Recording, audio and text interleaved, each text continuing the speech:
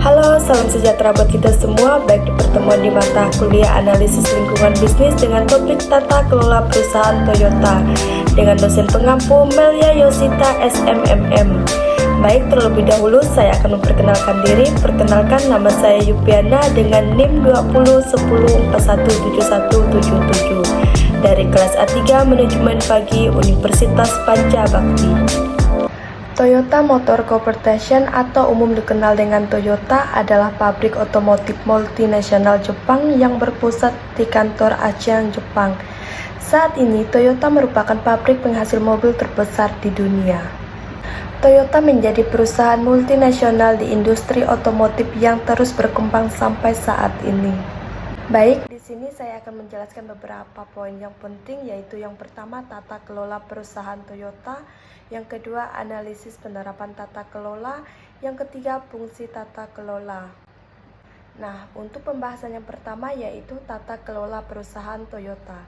Tata kelola perusahaan Toyota yaitu di mana prinsip-prinsip yang mendasari suatu proses dalam mekanisme pengelola perusahaan untuk meningkatkan keberhasilan usaha atau akuntabilitas guna untuk mewujudkan nilai perusahaan dalam jangka panjang dengan tetap.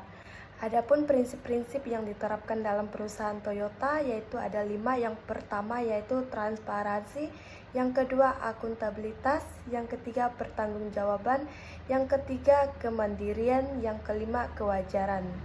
Baik, saya akan menjelaskan yang pertama yaitu transparansi. Transparansi merupakan keterbukaan dalam melaksanakan proses pengambilan keputusan dan keterbukaan dalam mengungkapkan informasi material dan relevan mengenai perusahaan. Sistem yang memungkinkan bagi pemegang saham untuk mengakses informasi dengan kesempatan yang sama serta mendapatkan informasi yang cukup, tepat waktu, akurat, dan dapat diandalkan. Berbagai informasi yang relevan dan dibutuhkan publik berkaitan dengan produk, jasa, dan aktivitas operasional perusahaan yang secara potensial dapat mempengaruhi perilaku pelanggan, masyarakat, dan lingkungan. Untuk penjelasan yang kedua yaitu akuntabilitas. Akuntabilitas merupakan kejelasan fungsi, pelaksanaan, pertanggungjawaban organ sehingga pengelola perusahaan terlaksanakan secara efektif. Akuntabilitas yang berkaitan dengan keberadaan sistem yang mengendalikan hubungan antara individu atau organ yang ada di perusahaan. Akuntabilitas juga salah satu solusi mengatasi konsekuensi logis perbedaan kepentingan individu dengan kepentingan perusahaan. Yang ketiga yaitu pertanggungjawaban. Pertanggungjawaban merupakan kesesuaian di dalam pengelola perusahaan terhadap peraturan perundang-undangan dan prinsip yang sehat, berupaya untuk melaksanakan kegiatan perusahaan secara profesional.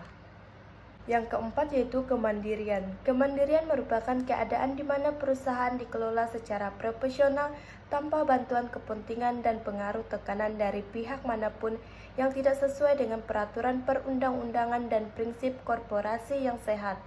Bahwa kemandirian diperlukan agar dapat membuat keputusan yang terbaik bagi perusahaan. Dan yang kelima yaitu kewajaran. Kewajaran merupakan keadilan dan kesetaraan di dalam memenuhi hak-hak pemangku kepentingan yang timbul berdasarkan perjanjian dan peraturan perundang-undangan. Perusahaan Toyota menjamin bahwa setiap pemegang saham mendapatkan perlakuan yang wajar dan setara serta dapat menggunakan hak-haknya sesuai dengan peraturan perundang-undang yang berlaku. Baik, untuk pembahasan yang kedua yaitu analisis penerapan tata kelola.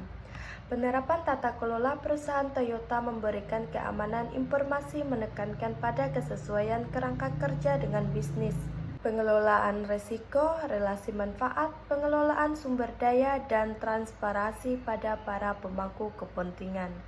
Penghitungan tingkat harapan dan tingkat aktual penerapan tata kelola keamanan informasi dengan secara proses capability model dilakukan untuk mengetahui sejauh mana penerapan dan tingkat harapan tata kelola keamanan informasi perusahaan Toyota, dan juga hasil analisis kesenjangan dijadikan sebagai dasar untuk memberikan rekomendasi.